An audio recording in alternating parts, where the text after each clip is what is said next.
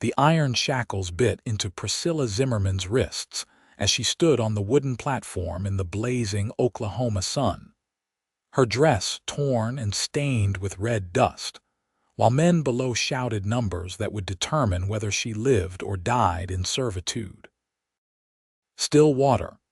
Oklahoma Territory had never been kind to strangers, especially not to a 22-year-old woman whose wagon train had been attacked 3 weeks prior by outlaws desperate for supplies. She had been the only survivor, dragged here by men who saw profit in selling labor rather than taking lives. The year was 1889, and the land rush had brought all manner of people to this territory, good and bad alike. The auction block stood in the center of town, a shameful reminder that despite the war's end over 2 decades ago, there were still ways to bind people against their will under the guise of debt servitude. Priscilla kept her chin high despite the terror coursing through her veins. Her dark hair hung loose around her shoulders, tangled and wild from days without proper care. Her hazel eyes scanned the crowd, searching for something she could not name. Mercy, perhaps, or death, which might be kinder than what awaited her. $100, called a fat man in a dusty suit, tobacco juice staining his beard. I need kitchen help. $125, countered another, this one thin as a rail with mean eyes that made Priscilla's stomach turn. The auctioneer, a weasel-faced man named Drummond, grinned wide. Do I hear $150? This girl's strong, healthy. She'll work hard for years to come. Priscilla wanted to scream that she was not property, that her father had been a schoolteacher and her mother a seamstress, that she could read Latin and play piano and had never imagined ending up here. But screaming would only make it worse. She had learned that the hard way, $200. The voice cut through the crowd like a knife, deep and steady. Priscilla's eyes found the speaker, a tall man standing at the back. He wore typical cowboy attire, worn denim pants, a sun-faded shirt, and a black hat that shaded his face. But even from a distance, she could see the set of his jaw, determined and unwavering. The crowd quieted, sensing something in his tone. Drummond's grin widened further. $200 from Flynn Yates. Anyone willing to go higher, the fat man spat. Too rich for kitchen help. The thin man scowled but shook his head. $200 going once, twice. Drummond slapped his hand down. Sold to Flynn Yates. Priscilla's knees nearly buckled. She had no idea who Flynn Yates was or what he wanted with her, but at least he did not have those cruel eyes. It was the smallest of mercies, and she clung to it as a drowning person clings to driftwood. Flynn approached the platform, counting out bills from a worn leather wallet. $200 was no small sum, representing months of work for most men. Priscilla watched his hands as he counted, noting they were calloused but clean, the hands of someone who worked hard but maintained dignity in it. When he looked up at her, she finally saw his face clearly. He was perhaps 26 or 27, with strong features weathered by sun and wind, dark blonde hair that needed cutting, and blue eyes that held something unexpected: kindness. Not pity, which she would have hated, but genuine kindness. "Come on down," he said quietly, offering his hand. Priscilla hesitated, then accepted, using his steady grip to navigate the wooden steps. Her legs shook with exhaustion and fear. Drummond produced a key and unlocked her shackles. "She's yours, Yates, indentured for 7 years to pay the debt." "What debt?" Flynn's voice went hard. The men who brought her in said she owed for transportation and care. The men who brought her in were Dutch Taylor's gang. Everyone knows they attacked that wagon train. Flynn's hand remained on Priscilla's elbow, steadying her. "But I paid your price, so give me the papers." Drummond's smile faltered, but he handed over a document. Flynn took it, glanced at it briefly, then did something Priscilla would never forget. He tore the paper cleanly in half, then in half again, letting the pieces flutter to the dusty ground. "What are you doing?" Drummond sputtered. "That's a legal contract. That's garbage based on lies." Flynn turned to Priscilla and his voice gentled. "You're not property, you're not indentured, you're free." Priscilla stared at him, unable to process the words. "I don't understand." "I just bought out your false debt and destroyed the contract. You don't owe me anything. You don't owe anyone anything." He released her elbow and stepped back, giving her space. "Now choose your path. You can walk away right now if you want. I'll give you money for a train ticket back east, or wherever you want to go. Or if you need time to figure things out, I have a ranch about 5 miles from here. My sister lives there too, so it would be proper. You could stay until you decide what you want to do." The world seemed to tilt. Priscilla had spent 3 weeks in hell, certain her life was over, and now this stranger stood before her offering freedom without conditions. "Why would you do this?" Flynn's jaw tightened. "Because it's right. Because my mother was sold on a block like this when she was 16 before the war. My father bought her freedom the same way. He always said it was the best money he ever spent, and that real freedom means real choice." He met her eyes squarely. "So I'm giving you the same choice he gave her. What do you want to do?" Tears burned in Priscilla's eyes, but she refused to let them fall, not here in front of this crowd. She was exhausted, filthy, and had nowhere to go. Her family was dead, her possessions gone. But more than that, something in this man's eyes called to her, a deep recognition she could not explain. "I would like to go to your ranch," she said softly, "if the offer is genuine." "It is." He gestured toward a horse tied nearby, a sturdy bay mare.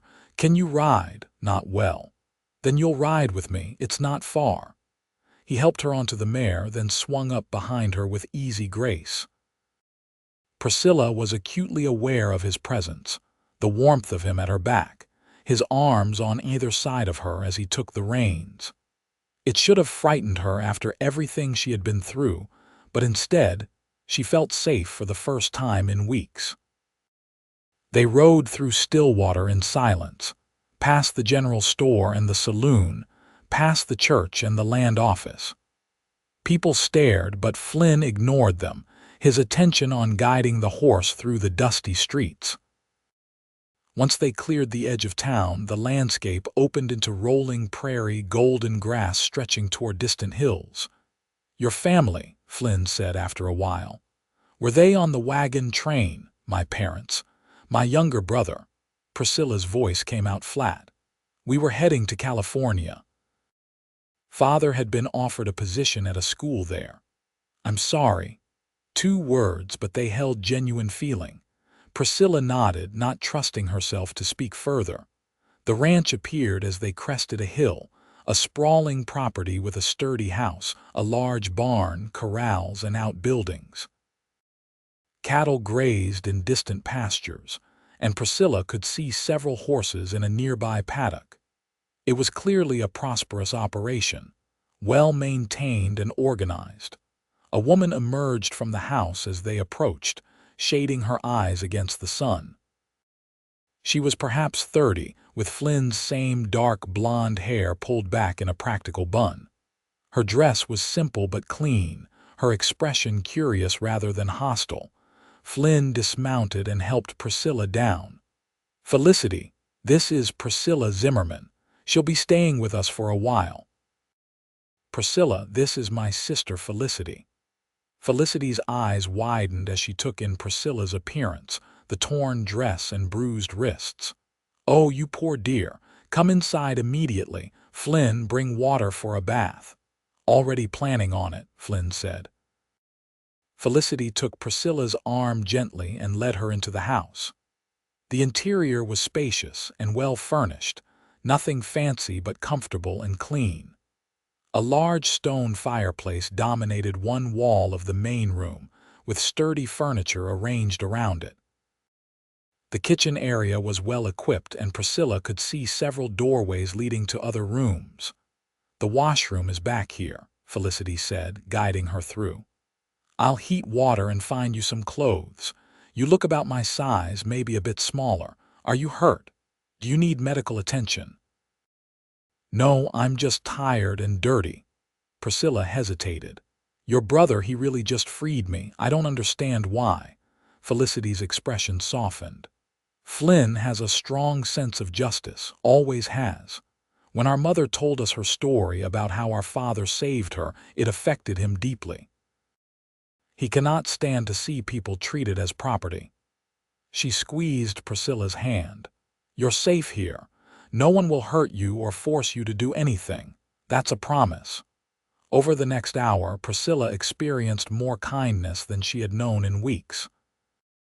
Felicity heated water and filled a large tub, providing soap that smelled of lavender and soft towels.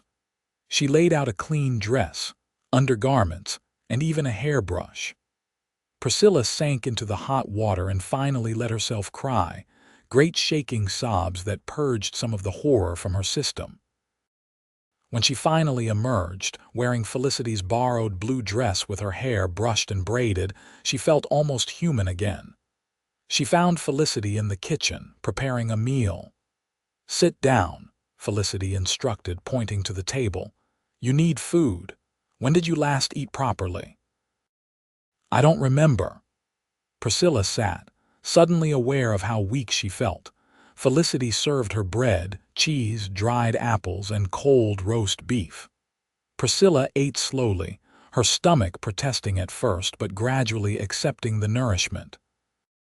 Flynn came in as she was finishing, having changed into a clean shirt.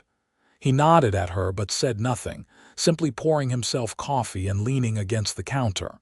"Better?" he asked. "Much, thank you." Priscilla folded her hands in her lap. "I need to know what you expect of me." "You said I'm free, but I have nowhere to go and no money. I need to understand the arrangement." Flynn exchanged a glance with Felicity, then pulled out a chair and sat down across from Priscilla. "There's no arrangement. You can stay here as long as you need. If you want to help around the house or with ranch work, that's fine, but it's not required. When you're ready to leave, whether that's tomorrow or 6 months from now, I'll make sure you have money for travel and a fresh start." "That makes no sense. You spent $200 and you want nothing in return. I want you to have the freedom to choose your own life." Flynn's blue eyes held her steadily. "That's all." Priscilla shook her head slowly. "I don't know what to do with that." "You don't have to decide now," Felicity said gently. "Rest. Recover. Give yourself time to heal." Over the following days, Priscilla did just that. She slept in a small, comfortable bedroom with a real bed and clean sheets. She ate regular meals. She sat on the porch and watched the prairie grass wave in the wind. Slowly, the tight knot of fear in her chest began to loosen. She observed Flynn and Felicity's household with growing curiosity. They ran the ranch together, a partnership built on mutual respect. Felicity managed the house and the financial records, while Flynn handled the cattle and horses. They employed 3 ranch hands who lived in the bunkhouse, decent men who tipped their hats to Priscilla and never said an unkind word. Flynn himself remained something of a mystery. He was unfailingly polite but kept his distance, as though afraid of making her uncomfortable. She watched him work with the horses, noting his patience and skill. She listened when he talked with his ranch hands, hearing the respect in their voices. Everything she observed suggested he was exactly what he appeared, a good man trying to do right. On her 5th day at the ranch, Priscilla ventured out to the barn where Flynn was working with a young colt. The animal was skittish, dancing away from the rope, but Flynn remained calm and steady, his voice low and soothing. "Easy now, easy. Nobody's going to hurt you. Just getting you used to the feel of it." The colt settled slightly, and Flynn rewarded him by stepping back and releasing the pressure. Priscilla leaned against the fence, fascinated by the interaction. Flynn noticed her and touched his hat brim. Morning. Sleep well. Yes, thank you. What are you doing? Gentling this fellow. He was born wild, but he's got good lines. With patience, he'll make someone a fine horse. Flynn approached the colt again, moving slowly. It's all about trust. You can't force it. You have to show them you're safe, that you won't hurt them, and let them make the choice to accept you. Priscilla heard the parallel and wondered if he meant it. How long does it take? Depends on the horse. Some trust easy. Others have been hurt and need more time. He glanced at her. But they all come around eventually if you're patient and genuine. You really believe that anyone can learn to trust again? Flynn secured the rope and walked over to the fence. I do. My mother did. She had every reason never to trust anyone after what she went through, but my father showed her that not everyone was cruel. She learned to trust him, then to trust herself again. He paused. You'll get there too. You don't know what happened to me. No, and I won't ask unless you want to tell me. But I know you survived something terrible, and I know you're stronger than you think. Priscilla blinked back sudden tears. I watched them die. My parents, my brother. The outlaws shot my father when he tried to protect us. They killed my mother when she screamed. My brother was only 14 and they just— Her voice broke. Flynn's expression tightened with anger, but when he spoke, his voice remained gentle. I'm sorry you had to see that. No one should have to carry those memories. They kept me alive because they said I could be sold. They argued about it. Some wanted to kill me too, but their leader said I was worth money. The words poured out now, unstoppable. They kept me tied up, barely fed me. They said terrible things about what might happen if I didn't behave. And then they brought me to that auction block, and I thought my life was over. But it's not over. Flynn reached through the fence and gently took her hand. You're alive. You're here. And you get to decide what happens next. His hand was warm and strong, and Priscilla found herself gripping it like a lifeline. What if I don't know how to decide anymore? What if I'm too broken? You're not broken. You're hurt, which is different. Hurt can heal. He squeezed her hand softly, then released it. Take your time. There's no rush. Something shifted in Priscilla that day. She began helping around the ranch, not because she felt obligated, but because she wanted to be useful. She assisted Felicity with cooking and cleaning, discovering she enjoyed the routine and the company. Felicity was easy to talk to, full of stories about growing up in Oklahoma Territory and about her own husband, who had died 2 years prior in a riding accident. I miss him every day, Felicity confided one afternoon as they kneaded bread together. But I'm grateful I had him at all. Real love is worth the risk of loss. Were you afraid when you first loved him? Terrified. Falling in love means giving someone the power to hurt you. Felicity shaped her dough and set it to rise. But it also means opening yourself to joy you cannot imagine. My years with Thomas were the happiest of my life. Priscilla absorbed this, thinking of Flynn's steady presence, his kindness, the way her heart had started beating faster when he walked into a room. It was too soon, she told herself. She was confused, traumatized, not thinking clearly. But the feelings persisted anyway, growing stronger each day. Flynn seemed to be battling his own demons. Priscilla caught him watching her sometimes with an expression she could not quite read, something between longing and restraint. He never crossed any boundaries, never said anything inappropriate, but the air between them felt charged with possibility. 3 weeks after her arrival, a storm rolled across the prairie, fierce and sudden. Lightning split the sky and thunder shook the house. Priscilla found herself on the porch despite the rain, drawn by the raw power of nature unleashed. Flynn appeared beside her, his shirt already damp from checking on the animals. You should come inside, he said. It's not safe out here. I don't care. I spent so long feeling trapped and powerless. This feels like freedom. She spread her arms, letting the rain soak her. Flynn watched her, something breaking loose in his expression. "Priscilla, you can say it," she interrupted, turning to face him. "Whatever you're holding back, say it." "I can't. It wouldn't be right. You're vulnerable and I'm the one who brought you here. I won't take advantage of that." "What if it's not taking advantage? What if I feel it too?" Lightning flashed, illuminating his face for a heartbeat. In that moment she saw everything: desire, fear, hope, and iron control. "You need time to heal. I need to live again." Priscilla stepped closer, her heart pounding. "You gave me my freedom. Let me use it to choose this, to choose you." "Priscilla, if I touch you now, I won't want to stop."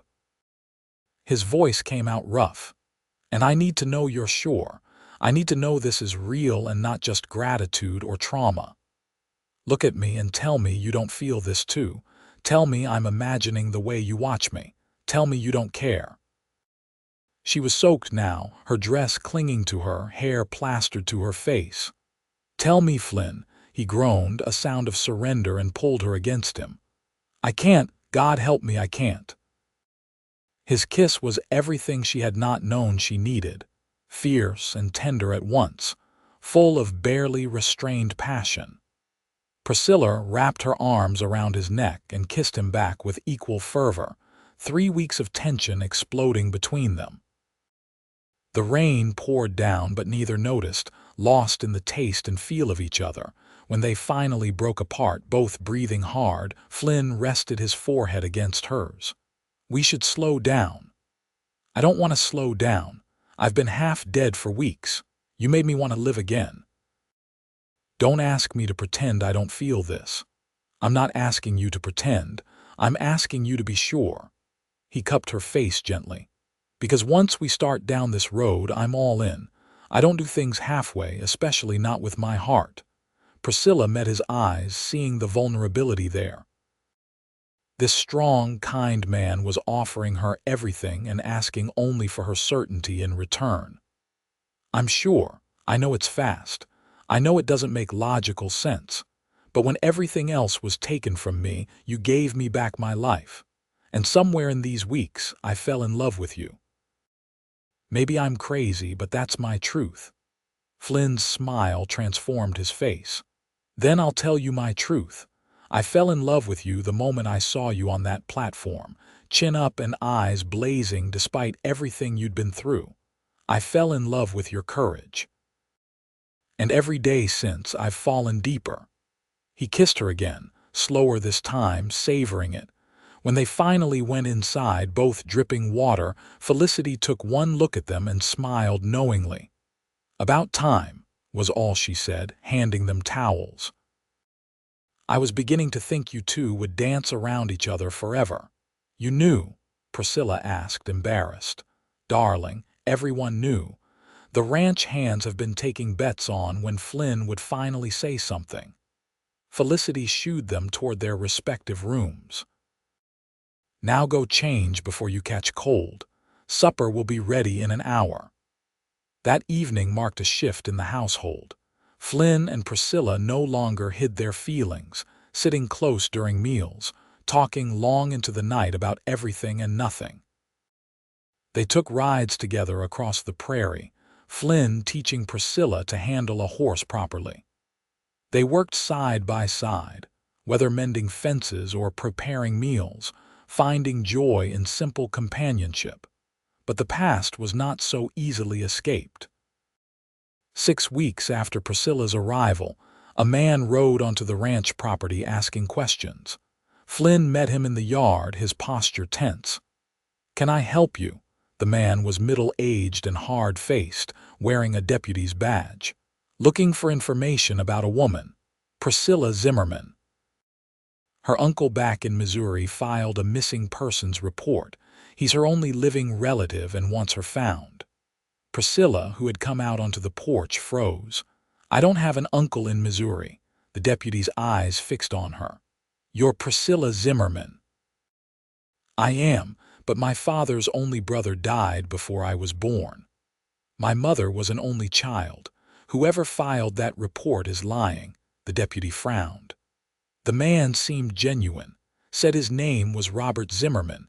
He's offering a reward for your return. My father's brother was named Samuel, and he's been dead for 25 years. Priscilla descended the porch steps, Flynn moving protectively to her side. This is a trick. Who is this man really? The deputy pulled out a document. Says here he's your father's younger brother. He wants to take you back east, provide for you. Flynn took the paper and read it carefully. This doesn't make sense. If he's her uncle, why didn't he come to Oklahoma himself? Why send a legal claim instead? I'm just following orders, the deputy said defensively. The judge in Stillwater said to locate her and determine if she wants to go with her uncle. I don't want to go with anyone. I'm an adult, I'm not in danger, and I'm exactly where I choose to be. Priscilla lifted her chin. Tell whoever filed that report that I'm fine and I don't want contact. The deputy looked between them uncertainly. You're really okay here. You're not being forced or coerced, the opposite. Flynn freed me and has asked for nothing in return. I stay because I want to. Priscilla took Flynn's hand. This is my home now. After the deputy left, looking confused but satisfied, Flynn pulled Priscilla into the house. This smells wrong. Why would someone pretend to be your uncle? I don't know, but it frightens me. Priscilla wrapped her arms around herself. What if they try to take me away? Felicity, who had been listening, spoke up. They can't. You're a free adult woman. No one can force you to go anywhere. Unless they claim I'm mentally unfit or owe debts or any number of legal tricks, Priscilla said bitterly. I've learned that the law can be twisted. Flynn's jaw set. Then we make sure there's no legal ambiguity. Priscilla, will you marry me? The room went silent. Priscilla stared at him. What? I was going to wait, court you properly, but if there's some scheme to take you away, a marriage would protect you legally. As my wife, no supposed uncle could claim guardianship. He took both her hands. I know it's fast, but I love you and I want to spend my life with you. Whether we marry now or 6 months from now doesn't change that. Flynn, Priscilla's eyes filled with tears. You don't have to do this. I won't let you marry me just to protect me.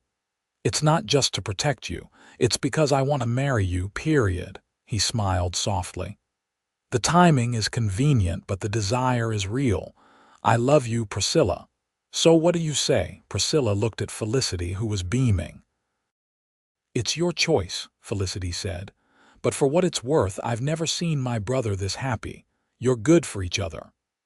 Yes, Priscilla whispered, then louder. Yes, I'll marry you. Flynn swept her into his arms and spun her around, both of them laughing. When he set her down, he kissed her thoroughly, pouring all his love into it. They were married 3 days later in the small church in Stillwater, with Felicity and the ranch hands as witnesses. The Reverend, an elderly man who had known Flynn since childhood, beamed throughout the ceremony. Priscilla wore a simple white dress that Felicity had helped her sew, and Flynn wore his best suit, his hair freshly cut, when the Reverend said, "You may kiss your bride." Flynn obliged with enthusiasm, earning hoots and applause from the handful of guests. Priscilla laughed against his lips, feeling truly happy for the first time since the wagon train attack. The celebration at the ranch that evening was modest but joyful. Felicity had prepared a feast, and the ranch hands contributed music, one playing fiddle and another guitar. Flynn danced with Priscilla in the yard under the stars, holding her close and whispering promises of forever. "I'm going to spend every day making you happy," he murmured against her hair. "That's my vow. You've already made me happier than I thought possible." Priscilla looked up at him, her husband, this wonderful man who had given her back her life. "I love you, Flynn Yates. I love you, Priscilla Yates." He grinned at the name. "That sounds perfect." That night, in the privacy of the bedroom they now shared, Flynn showed her the depth of his love with gentle reverence. He took his time, making sure she felt cherished and safe, building her pleasure slowly until she cried out his name in wonder. Afterward, wrapped in his arms, Priscilla felt utterly at peace. "Thank you," she whispered against his chest. "For what?" "For seeing me on that platform, for choosing to help, for loving me." Flynn kissed her forehead. "Best $200 I ever spent."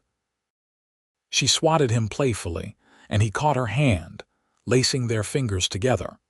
They fell asleep that way, connected and content. The mystery of the false uncle resolved itself 2 weeks later when the deputy returned with news. The man calling himself Robert Zimmerman had been arrested. He was actually Marcus Drummond, the auctioneer's cousin, part of a scheme to reclaim valuable servants under false pretenses and sell them again in other territories. Drummond was angry about losing the profit when you freed her, the deputy explained. He figured if he could get her back using legal channels, he could resell her elsewhere. We found documents proving he'd done this before with other people. Flynn's arm tightened around Priscilla's shoulders. "What happens now?" "They're both going to trial. With your testimony, they'll likely spend years in prison." The deputy looked at Priscilla kindly. "I'm sorry I frightened you. I had no idea it was a con." "It's not your fault. Thank you for uncovering the truth." Priscilla leaned into Flynn's solid warmth. "I'm just grateful it's over." After the deputy left, Flynn turned Priscilla to face him. "It really is over now. No one can touch you. You're safe, you're free, and you're mine."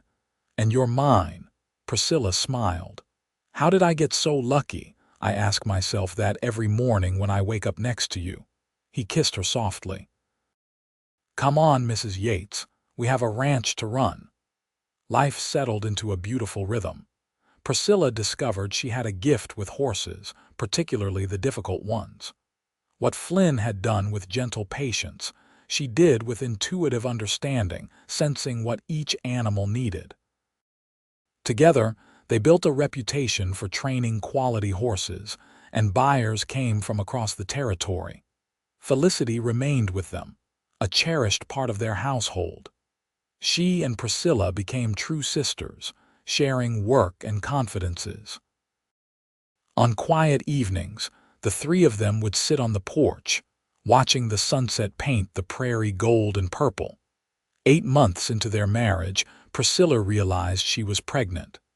She told Flynn while they were out riding, the two of them alone on the vast prairie. He whooped with joy, dismounted, and pulled her carefully from her saddle to spin her around more gently than before. "A baby. We're having a baby." His eyes shone with tears. "Priscilla, I'm going to be a father. You're going to be a wonderful father." She cupped his face. "Our child is so lucky." Flynn placed his hand on her still, flat stomach reverently. "I'm the lucky one. You gave me everything I didn't know I needed." The pregnancy progressed smoothly, though Priscilla tired easily in the early months. Flynn fussed over her constantly, much to her amusement and occasional exasperation. Felicity helped enormously, taking over the heavier household tasks and keeping Priscilla company during the long days. "You're glowing," Felicity observed one afternoon as they sat shelling peas. "Pregnancy suits you." "I feel huge and awkward," Priscilla said, but she smiled as she said it. At 7 months along, her belly was prominent and the baby kicked vigorously. "You're beautiful, and Flynn looks at you like you hung the moon." Felicity popped a raw pea in her mouth. "I'm so happy for you both. You deserve this." When Priscilla went into labor on a mild spring evening, Flynn panicked despite having helped birth countless foals and calves. Felicity, practical as always, sent one of the ranch hands for the doctor and another to boil water while she calmly prepared the bedroom. "Flynn, you need to breathe," Felicity instructed as her brother paced frantically. "Priscilla needs you to be calm." "I am calm," Flynn said, then immediately contradicted himself by nearly tripping over a chair. "Is she supposed to be in this much pain? Shouldn't the doctor be here by now? Women have been having babies since the dawn of time. She'll be fine." But Felicity gave him a sympathetic look. "Go hold her hand. That's the best thing you can do." Flynn did exactly that, staying by Priscilla's side through the long hours of labor. He wiped her face with cool cloths, let her squeeze his hand until he lost circulation, and whispered encouragement when she was sure she could not continue. "You're the strongest person I know," he told her during a difficult contraction. "You survived things that would have broken most people. You can do this too." "I hate you for getting me pregnant," Priscilla gasped, then immediately apologized. "I don't mean that." "Yes, you do, and it's okay."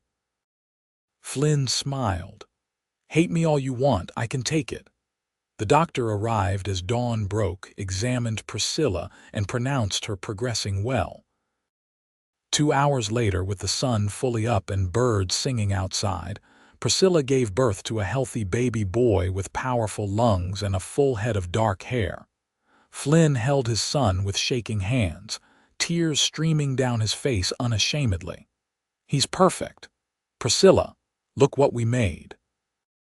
Priscilla, exhausted but elated, reached for the baby. When Flynn placed him in her arms, she fell instantly and completely in love. "Hello, little one. We've been waiting for you." They named him Samuel, after Flynn's long-dead uncle, with the middle name Thomas for Felicity's late husband. Samuel Yates was doted upon by everyone on the ranch, from his parents to his aunt to the ranch hands who carved him wooden toys and sang him cowboy songs. Priscilla had never imagined feeling this complete. The trauma of her past did not vanish entirely. She still had nightmares sometimes, still flinched at unexpected sounds, but the joy of her present life made it bearable. Flynn's love was a constant, unwavering foundation, and their son represented hope and future. When Samuel was 6 months old, Priscilla suggested they visit her family's graves. The wagon train had been attacked not far from Stillwater, and the survivors had buried the dead in a nearby cemetery. Flynn agreed immediately, understanding her need for closure. They rode out on a clear autumn day, the prairie grass golden in the slanting light. The cemetery was small and well-maintained, marked by simple wooden crosses. Priscilla found her family's graves together, their names carved carefully into the wood. She knelt, placing wildflowers she had gathered. "Mother, Father, Tommy, I want you to meet someone." She gestured to Flynn, who stood respectfully back with Samuel in his arms.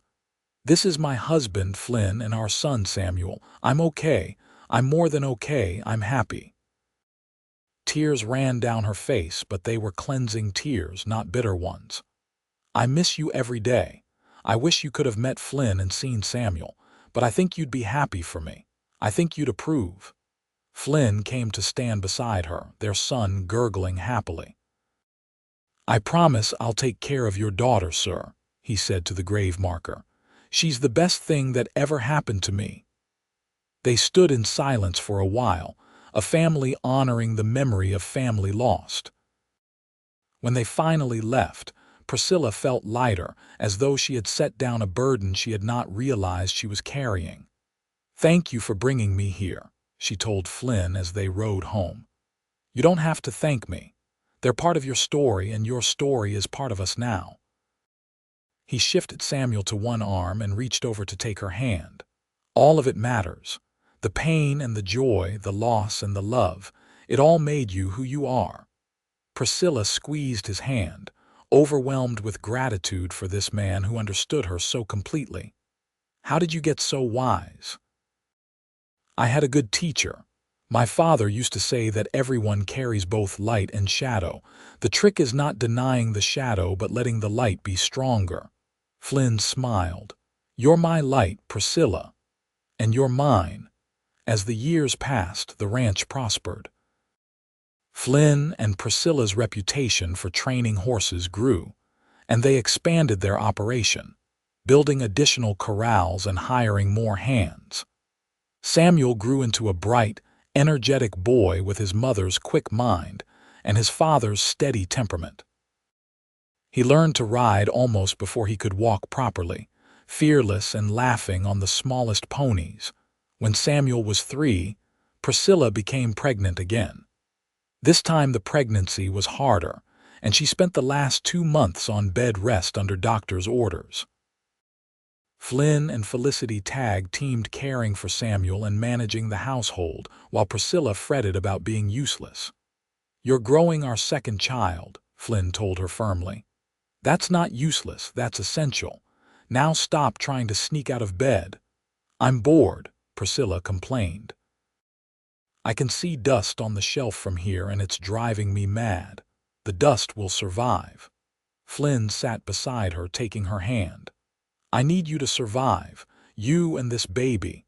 Everything else is secondary." His worry was evident and Priscilla softened. "I'm sorry, I know I'm being difficult. I just feel helpless." "You're not helpless. You're resting like the doctor ordered because you're sensible and you love this baby." He kissed her knuckles. "Only a few more weeks, and then you can drive me crazy with cleaning again." Their daughter was born on a snowy January evening, smaller than Samuel had been but healthy and strong. She had Flynn's blue eyes and Priscilla's delicate features, and her father fell hopelessly in love the moment he saw her. "She's going to have me wrapped around her little finger," Flynn said, cradling his daughter with practiced ease. "I can already tell." "Good thing she has a mother who can say no," Priscilla said, though she was equally besotted. They named her Rose, and she became the princess of the ranch. Samuel adored his baby sister, wanting to help with everything. The sight of her 3-year-old son gently patting the baby's hand while singing off-key lullabies made Priscilla's heart swell. Felicity, watching the growing family with satisfaction, made an announcement 6 months after Rose's birth. She was planning to remarry to a widowed shopkeeper from town named Henry Martin, who had been courting her for over a year. "I'm so happy for you," Priscilla exclaimed, hugging her sister-in-law tightly. "Henry is wonderful." "He is," Felicity agreed, smiling. "I didn't think I'd love again after Thomas, but Henry has been so patient and kind. We're going to live above his shop in town." She looked around the ranch house a bit wistfully. "I'll miss being here every day, but it's time. You and Flynn need your space as a family." "You'll always be part of this family," Flynn said gruffly, embracing his sister. "And you better visit constantly. Try keeping me away from my niece and nephew." Felicity ruffled Samuel's hair as he ran past. "Besides, someone has to make sure you're not spoiling them too much." The wedding was held in late summer, a joyous occasion that brought the community together. Priscilla helped Felicity prepare, and Flynn stood up as a witness alongside Henry's adult son. Samuel served as an enthusiastic if somewhat chaotic ring bearer, while Rose slept peacefully through the ceremony in her mother's arms. After Felicity moved to town, the ranch house felt different, quieter in some ways but more intimate. Priscilla and Flynn settled into the rhythm of parenting 2 small children while running a business. It was exhausting and wonderful, full of small moments that somehow felt monumental. Samuel's first day helping his father with the horses. Rose's first steps, taken toward her laughing brother. Family dinners where Samuel told elaborate stories and Rose banged her spoon demandingly. Evenings after the children were asleep, when Flynn and Priscilla could finally collapse together on the porch, too tired to speak but content in each other's presence. "Remember when it was just us?" Priscilla asked one such evening, her head on Flynn's shoulder. "I do. I loved it then." Flynn kissed her hair. "I love this more." "Me too." Even when Samuel's finger painted the wall with mud and Rose somehow got oatmeal in her hair despite being across the room from breakfast, Flynn chuckled. "Children are amazing forces of chaos. I don't know how parents survive." "With coffee and stubbornness," Priscilla said, Then, more seriously, and love, so much love it feels like it might burst out of me sometimes. I know exactly what you mean. Flynn shifted to look at her properly. You ever think about that day in Stillwater when you were on that platform? Sometimes, it feels like a lifetime ago, like it happened to someone else. Priscilla traced patterns on his arm. But I'm grateful for it too, in a strange way. Without that terrible day, I wouldn't have this beautiful life. I'm grateful I saw you, grateful I had the money to buy your freedom. Grateful you chose to come home with me. Flynn's voice roughened. Grateful for every single day since. Priscilla kissed him then, a kiss full of love and promise and remembrance of how far they had come together. The years continued their steady march. Samuel grew tall and serious, showing his father's gift with animals and his mother's quick intelligence. He was 8 when he announced he wanted to learn to read and write properly, beyond the basic lessons Priscilla had been teaching him at home. The nearest school was in Stillwater, 5 miles away, but Flynn and Priscilla agreed it was important. Every morning, Samuel rode his pony to town, returning in the afternoon bursting with new knowledge. His teacher, a young woman from Boston named Miss Ellis, wrote glowing reports of his progress. Priscilla felt a bittersweet pang, remembering her own father's devotion to education, grateful that her son had opportunities her brother Tommy had never lived to see. Rose, meanwhile, developed into a spirited 5-year-old with strong opinions about everything. She declared she would be a cowgirl like her father, then a pianist like her mother had once been, then a baker like Mrs. Henderson in town, changing her mind almost daily.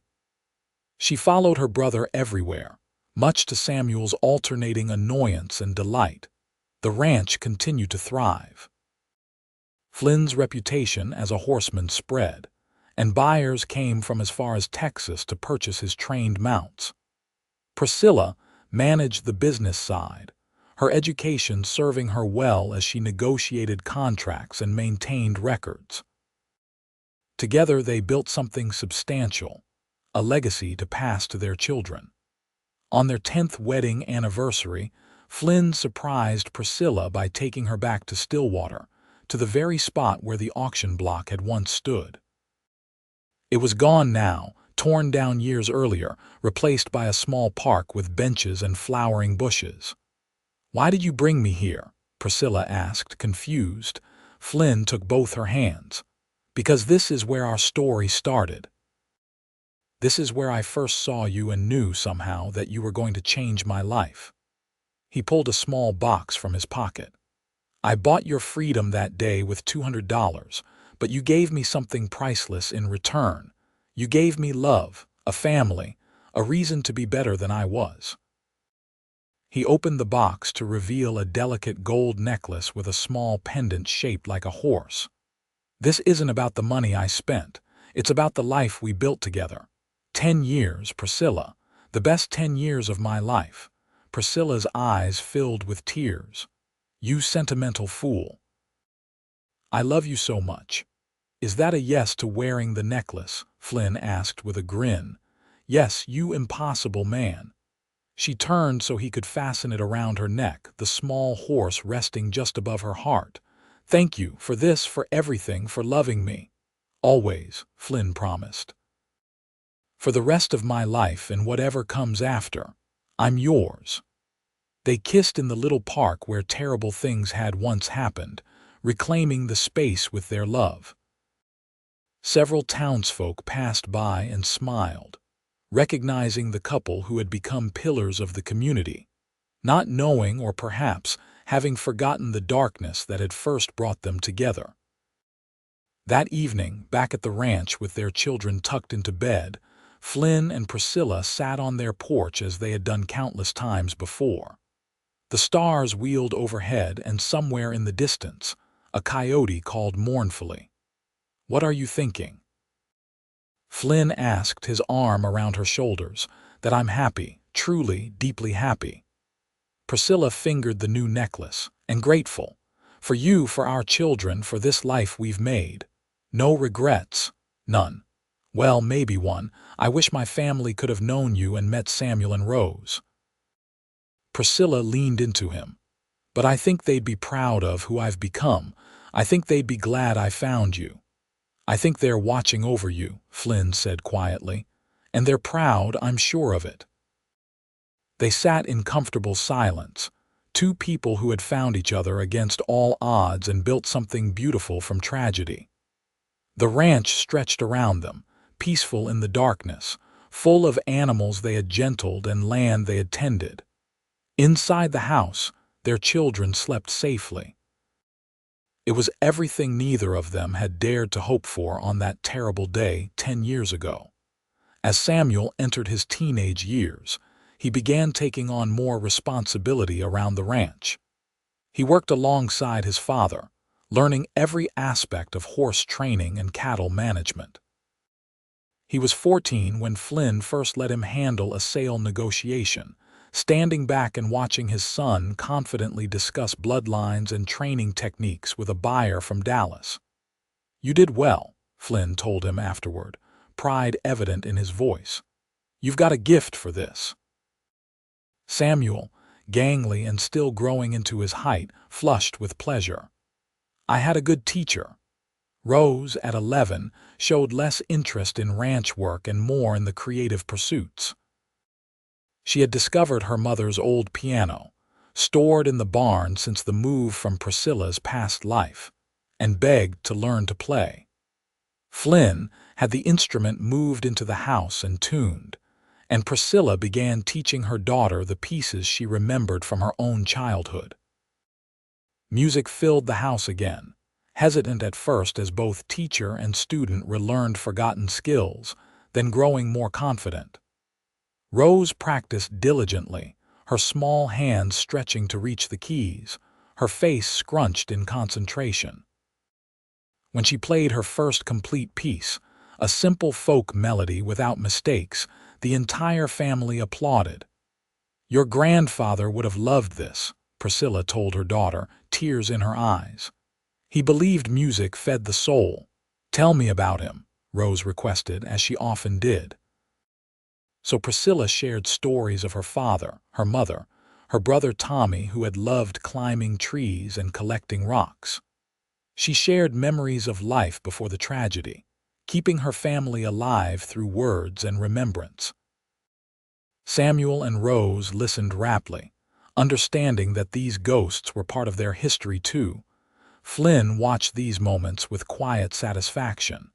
His wife had healed so completely that she could speak of her loss without breaking. That was a kind of victory, hard-won and precious. Time continued its relentless forward march. Flynn's hair gained silver at the temples. Priscilla found laugh lines around her eyes when she looked in the mirror. Their children grew, Samuel into a capable young man and Rose into a thoughtful young woman. The ranch evolved, adding new corrals and a larger barn, employing more hands as the business expanded. Felicity and Henry remained close, visiting often with Henry's grandchildren in tow. The families celebrated holidays together, loud, cheerful gatherings full of food and laughter. Felicity, watching Flynn and Priscilla navigate parenthood and partnership with such grace, often remarked on how perfectly suited they were. "You were meant to find each other," she told Priscilla during one visit. "I truly believe that, even under such terrible circumstances," Priscilla asked. "Especially then. Sometimes the worst moments bring the best things." Felicity squeezed her hand. "Look at what you've built. Look at the love in this house. That came from you choosing to be brave and from Flynn choosing to see you."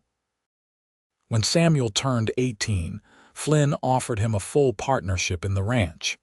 "You've earned it," he told his son. "You work as hard as anyone and you've got good instincts. This place will be yours someday. Might as well start making decisions now." Samuel accepted with characteristic seriousness, understanding the weight of the responsibility. Together, father and son discussed expansion plans, breeding programs, and long-term goals. Watching them work together, their heads bent over ledgers or walking the fence lines in deep conversation, made Priscilla's heart swell. Rose, at 15, announced she wanted to become a music teacher. "I want to teach children like you taught me," she told her mother. "I want to give them the gift you gave me." "Then we'll make sure you get proper training," Priscilla promised. They arranged for Rose to study with a renowned teacher in Oklahoma City, traveling there once a month for intensive lessons. Rose flourished under the instruction, her natural talent combining with dedicated practice to create something truly special. As Flynn and Priscilla approached their 20th wedding anniversary, they found themselves with an empty nest more often than not. Samuel spent long days working the ranch, sometimes camping out in the far pastures. Rose was frequently in Oklahoma City for her lessons, staying with a respectable family friend. The house felt simultaneously too quiet and exactly right. "We're getting old," Flynn observed one evening, groaning slightly as he settled into his chair. "Speak for yourself," Priscilla retorted. "I'm in my prime." "You absolutely are." Flynn pulled her into his lap despite her laughing protests.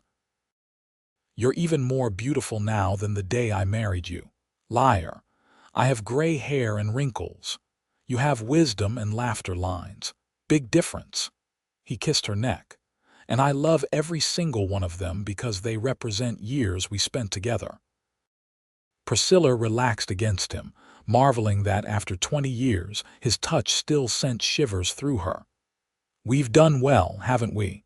The children are thriving, the ranch is successful, and I still can't get enough of you.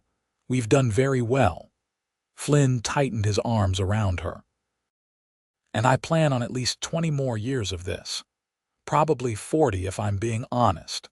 40 more years of you stealing my coffee and leaving your boots where I trip over them," Priscilla teased. "Absolutely. And 40 more years of you reorganizing my workshop and singing off-key while you cook." Flynn turned her to face him. 40 more years of loving you with everything I have. What do you say?" "I say you've got yourself a deal, cowboy." Priscilla kissed him deeply, 20 years of passion and partnership in that single gesture. Their 20th anniversary celebration was a grand affair, organized primarily by Felicity with enthusiastic help from Rose. They held it at the ranch, inviting everyone who had been part of their journey. The guest list included ranch hands past and present, neighbors, business associates, and friends from town. Even the reverend who had married them attended, elderly now but still sharp-witted. Samuel gave a toast that brought tears to his mother's eyes. "My parents taught me that love isn't just a feeling, it's a choice you make every day. They choose each other every morning and every night.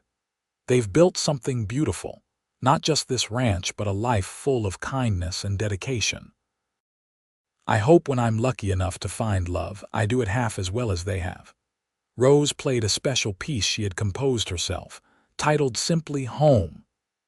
The melody was sweet and complex, speaking of joy and struggle, loss and finding, perfectly capturing her parents' journey. When the final notes faded, there was not a dry eye in the crowd. Flynn stood, pulling Priscilla up with him. 20 years ago, I spent $200 and got everything I could ever want. I freed a woman on an auction block and she freed my heart in return." He looked around at the assembled guests. "Every person here knows that life can be hard. The land doesn't give up its bounty easily. The weather doesn't cooperate. Animals get sick, crops fail, plans fall apart. But none of that matters if you have love. Real, true love that steadies you when you falter and celebrates you when you succeed." He turned to Priscilla, his blue eyes intense with emotion. "You are my love, my partner, the mother of my children and the keeper of my heart. Thank you for choosing me. Thank you for building this life with me." Thank you for every single day of these 20 years. Priscilla could barely speak past the lump in her throat. Thank you for seeing me, for freeing me, for loving me. She addressed the crowd. I was broken when Flynn found me. I thought my life was over. He showed me it was just beginning. Everything good I have because he gave me the chance to choose my own path. And I chose him. I choose him still. I'll choose him every day for the rest of my life. The party lasted well into the night, full of music and dancing and laughter. Flynn waltzed Priscilla around the yard under strings of lanterns, their children watching with fond exasperation at their parents' romance. As the last guests departed, and Samuel helped an exhausted Rose inside, Flynn and Priscilla found themselves alone under the stars once more. The same stars that had witnessed their first kiss in the rain, their wedding night, the births of their children, and countless quiet evenings on this porch. It's been a good life, Priscilla said softly. The best, Flynn agreed. And we're not done yet. We've got at least 20 more years, remember? 40, Priscilla corrected with a smile. You promised me 40. So I did. Flynn kissed her temple. 40 more years of this, of you and me and whatever comes next. I can't wait. They stood together in the darkness, two people who had found each other in the worst of circumstances and created the best of lives. The ranch slept peacefully around them, a testament to hard work and dedication. Inside the house, their children dreamed their own dreams. And above it all, the Oklahoma stars wheeled in their eternal dance, bearing witness to love that had conquered tragedy and built something enduring. The years that followed were gentle ones, full of the quiet joys of a life well lived. Samuel met and married a rancher's daughter from a neighboring property, a capable young woman named Clara who fit seamlessly into the family. They built a house on the far edge of the ranch land and presented Flynn and Priscilla with their first grandchild, a boy they named Flynn after his grandfather, just 3 years after their marriage. Flynn the elder wept openly when he held his tiny namesake, overwhelmed by the continuation of the family line. I never dreamed I'd have this, he told Priscilla that night. A grandson, our family growing. You gave me life, Priscilla said, touching his face tenderly. Everything that came after, every joy and blessing, started with you. This is what you built.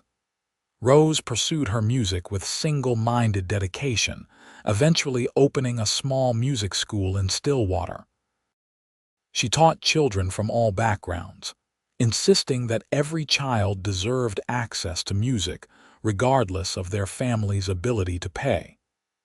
It was a philosophy her parents had instilled in her, the understanding that everyone deserved dignity and opportunity. Flynn and Priscilla gradually stepped back from the day-to-day running of the ranch, turning over more responsibility to Samuel while remaining involved in major decisions.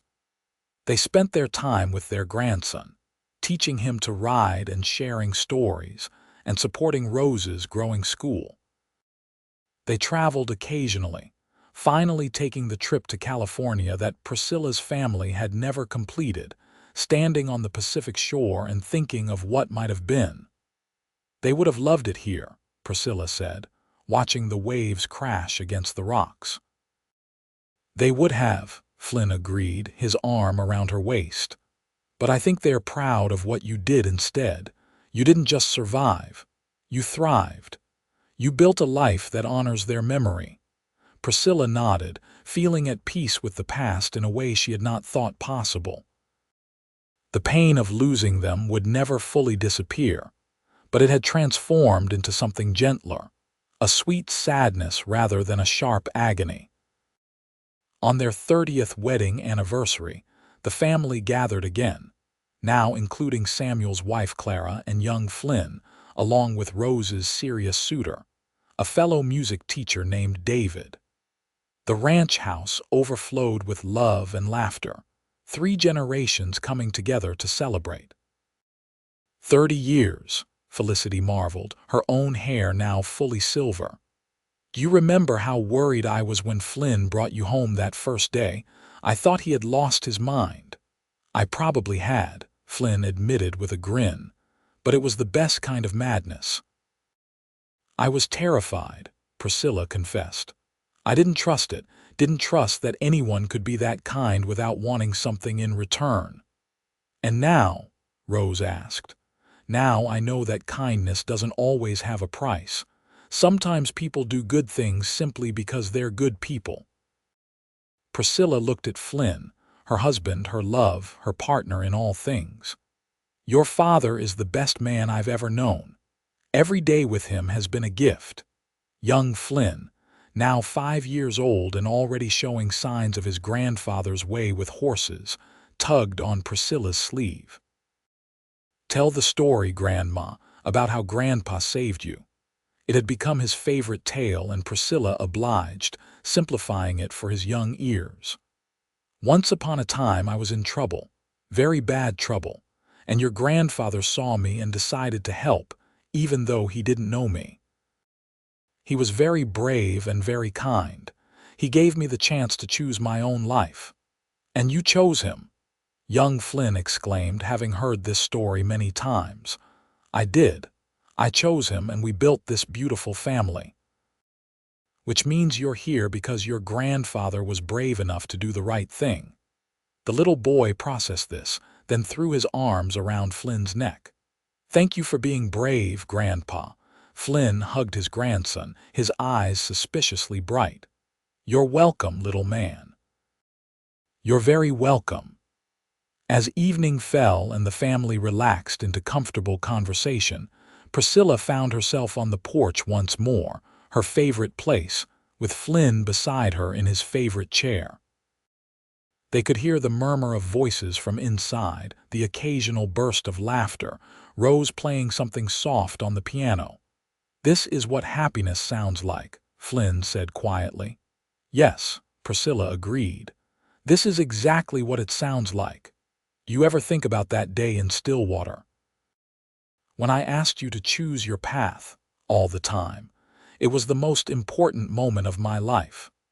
Priscilla took his hand, their fingers interlacing as naturally as breathing. You gave me freedom, but more than that, you gave me hope. You showed me that the world still had good in it, that I could still have a future. You gave me purpose, Flynn said. I had the ranch, I had a good life, but something was missing. You filled that empty space, you and our children and now our grandchildren. You made everything make sense. They sat in silence for a while, comfortable with each other in the way only people who have truly lived together can be. The Oklahoma sky darkened from blue to purple to black, stars emerging one by one. I love you, Priscilla said, the words as true as the first time she had spoken them. I will love you until I draw my last breath and beyond. I love you, Flynn echoed. Thank you for choosing me. Thank you for this life. Rose appeared in the doorway, backlit by the warm glow from inside. Are you two going to sit out here all night? We're about to cut the cake. We're coming, Priscilla said, but she made no move to rise, not yet ready to leave this perfect moment. Flynn squeezed her hand and stood, pulling her up with him. Come on, my love. Our family is waiting. They went inside together, as they had done everything for 30 years, as they would continue to do for whatever time remained to them. The house welcomed them with warmth and light, filled with the people they loved most in the world, the legacy of a choice made on a terrible day that had led to a beautiful life. The years continued to pass gently. Rose married her David and moved to Stillwater, though she visited the ranch frequently with her eventually 2 daughters, twins who inherited their mother's musical talent. Samuel and Clara had 2 more children, giving Flynn and Priscilla 5 grandchildren in total. The ranch expanded again under Samuel's capable management, becoming one of the most respected horse breeding operations in the territory. Flynn and Priscilla grew older gracefully. silver-haired and slightly stooped but still vibrant, still deeply in love. They took walks around the property every evening, Flynn's arm around Priscilla's waist, discussing their day and their family and their dreams for the future. The grandchildren adored them, sensing the deep bond between their grandparents and basking in the warmth of it. On their 40th wedding anniversary, the celebration was even larger than previous ones. All 5 grandchildren participated, the oldest now teenagers and the youngest still in pinafores. They had prepared a special presentation, telling the story of their grandparents' meeting and life together through a combination of narration, music, and even a short play. Young Flynn, now a serious 15-year-old, played the role of his grandfather. Rose's oldest daughter performed the music. The younger children handled narration and props. It was charming and heartfelt, if slightly chaotic, and by the end, Priscilla and Flynn were both crying openly. "You gave us a love story for the ages," Samuel said in his toast. "A real one, not a fairy tale. You showed us that love is work and choice and commitment, but that it's worth it. Thank you for that example. Thank you for building something so strong that it holds all of us." Flynn stood, Priscilla beside him. At 70 and 66, respectively, they were still striking together, still clearly devoted to each other. 40 years ago, I stood in a town square and made the best decision of my life. I paid $200 for a piece of paper that I immediately tore up. Best money I ever spent, because it brought me this woman. He turned to Priscilla, ignoring the crowd. "You've given me 40 years of love, laughter, partnership, and joy. You've given me children and grandchildren and a life beyond my wildest dreams. I told you once that I'm all in when it comes to my heart. That's still true. I'm all in, Priscilla, forever and always." Priscilla wiped her eyes, not caring that her makeup was ruined. "You saved my life, Flynn Yates, not just from that auction block, but from despair. You showed me that I could be more than my trauma, that I could build something beautiful from ashes. Everything I am, everything we have exists because you chose to see me, truly see me, and offer me freedom. I've spent 40 years choosing you in return, and I'll choose you for whatever time we have left." The party continued late into the night, but eventually, Flynn and Priscilla excused themselves, slipping away to their favorite spot on the porch. The party noise faded to a pleasant murmur behind them as they settled into their chairs. 40 years, Flynn mused. Seems like yesterday and like forever all at once. "I know what you mean."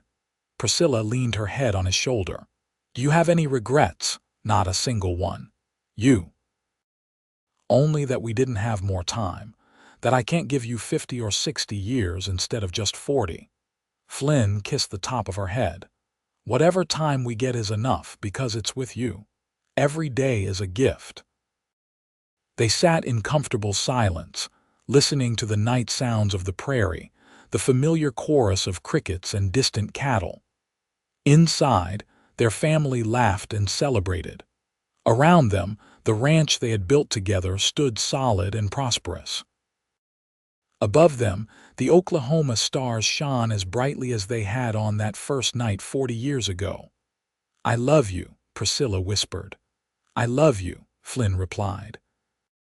And in that moment, on that porch, after 40 years of partnership and devotion, surrounded by the family and legacy they had created together, they were exactly where they were meant to be. Two souls who had found each other in darkness and built a life of light, proving that love chosen freely was the strongest force in the world. The ranch would continue after them, passed to their children and grandchildren, a testament to hard work and dedication. The music school in Stillwater would thrive, teaching countless children the joy of creation. The horses they bred would carry people across the territory and beyond, strong and gentle, just like the hands that trained them. But more than any physical legacy, Flynn and Priscilla left behind the story of their love, a tale told and retold by their grandchildren and great-grandchildren for generations to come. The story of a woman auctioned as a servant and a cowboy who bought her freedom and said, "Now choose your path." The story of a choice made and love found, and a life built on the foundation of kindness and mutual devotion.